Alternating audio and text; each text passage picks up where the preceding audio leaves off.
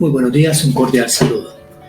Ayer terminamos hablando de una iglesia nueva, recién nacida. Estamos hablando que después del año 33 de nuestra era, de la muerte de nuestro Señor Jesucristo, nace la iglesia cristiana como tal que conocemos hoy en día.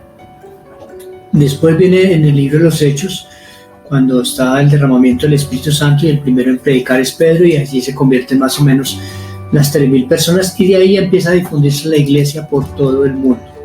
Entonces estamos hablando de que Pedro estaba hablándole a una iglesia nueva. Estamos hablando más o menos de una iglesia que tenía alrededor de unos 30 años, ¿sí?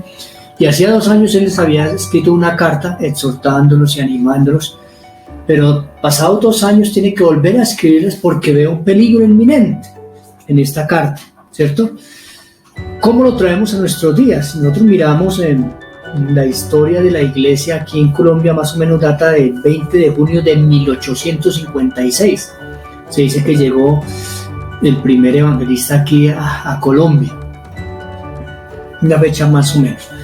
Pero realmente que tengamos conocimiento de donde empieza un auge, ¿sí?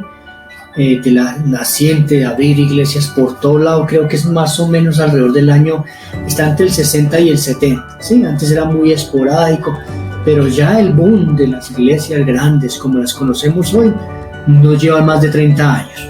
Digamos que del 70 para acá, sí, al 2020 unos 30, pero el boom grande de las iglesias grandotas, como yo digo, llenas de gente como las que las conocemos hoy, creo que nos llevan más de 30 años. Entonces también tenemos un peligro inminente, ¿cierto?, en esas congregaciones. Pero ¿qué era lo que le preocupaba a Pedro, cierto? ¿Y por qué esta carta no fue tan expandida? No sé si usted también, haga un paréntesis aquí, a todos aquellos que manejan la Reina Valera. No sé si usted conoce la historia de la Reina Valera, cómo se escribió y si el nombre original no era la Reina Valera, ¿cierto? No sé si usted conoce que el primer nombre que se le dio fue la Biblia del Oso, ¿cierto? Y aunque fue escrita en simultáneo, no salió inmediatamente, demoró un buen tiempo para que conociéramos la Biblia que hoy conocemos. Después se le hizo unas mejoras y se le conoció como la Biblia del Cántaro, ¿cierto? Y esa Biblia del Cántaro después viene con unas mejoras y es lo que conocemos hoy como la Reina y Valera 1960, que es la mayoría la que utilizamos, y muchos inclusive dicen, no, yo mi Reina Valera no la cambio con otras versiones porque, pero a veces pelean sin conocer la historia de esa Biblia que dicen adorar, no cambiar y que llevan debajo del brazo, pero a veces a duras penas, o mejor la expresión, a veces ni conocen qué significa Reina y Valera. Entonces las discusiones así se van dando y va pasando en las congregaciones. ¿Y por qué pasa eso? ¿Cierto? Porque no nos gusta centrarnos en lo negativo, ¿cierto? A nosotros no nos gusta centrarnos en lo negativo. Y hablaba con mi esposa y le ponía un ejemplo.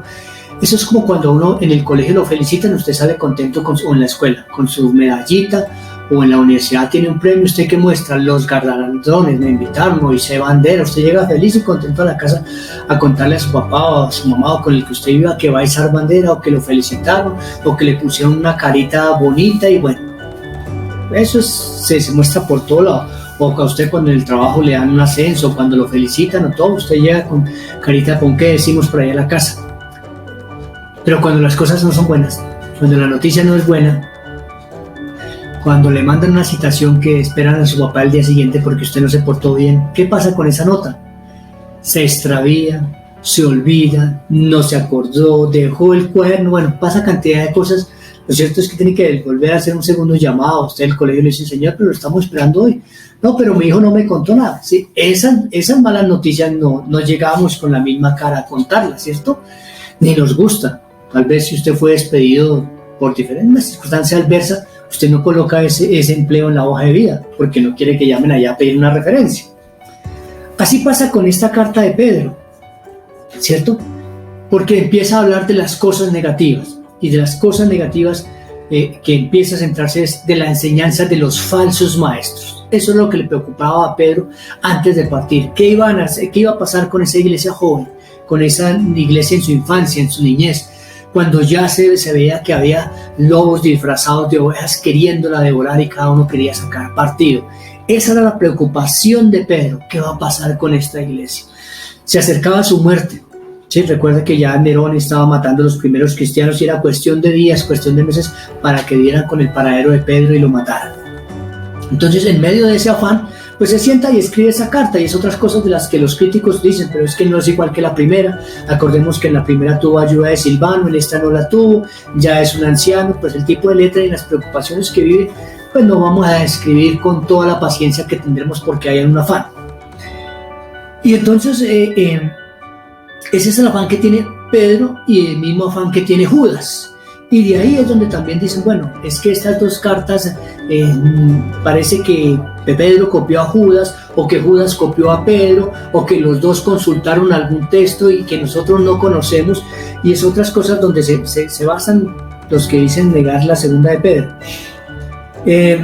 También que si la cuarta o que la carta de Pedro fue escrita por uno de sus seguidores, o que alguno de los seguidores quiso tomar el nombre de Pedro. Bueno, le estoy comentando a grosso modo porque recuerde que en 10 minutos no pretendo hacer un estudio exhaustivo, pero sí quiero darle otras luces para que usted abunde, ¿sí?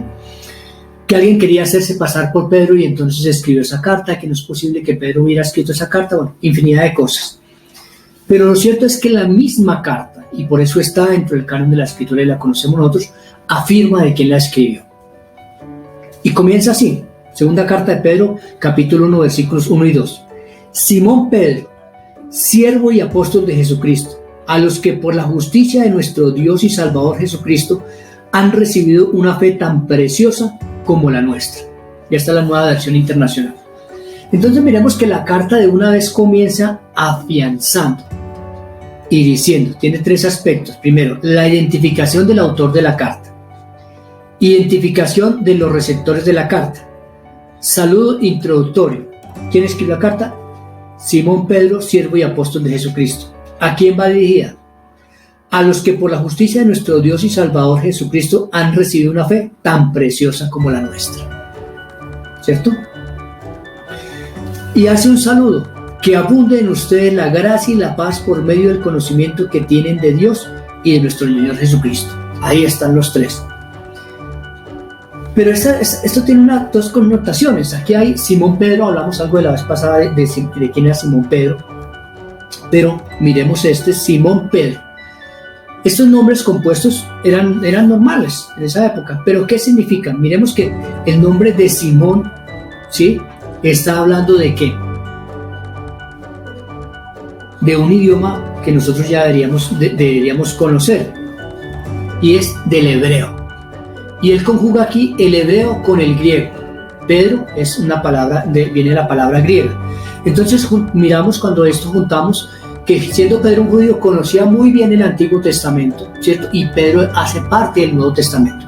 Pero esto es algo que yo pienso, no es imposición ni nada. Estamos viendo unidos tanto el Antiguo como el Nuevo Testamento. Pedro en ese momento no era consciente que ellos estaban escribiendo el Nuevo Testamento. Pero Jesús en Juan capítulo 16 le dice, mire, si vendrá el Espíritu del Santo sobre vosotros y vosotros me sois testigos, ¿cierto? Y entonces a los que ustedes les hablan la verdad que yo les he enseñado, entonces ellos creerán mis palabras y las palabras que ustedes hablan.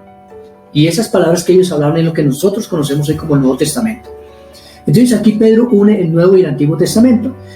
Y además de eso, identifica a quién y dice siervo. Mire que está antes del apostolado.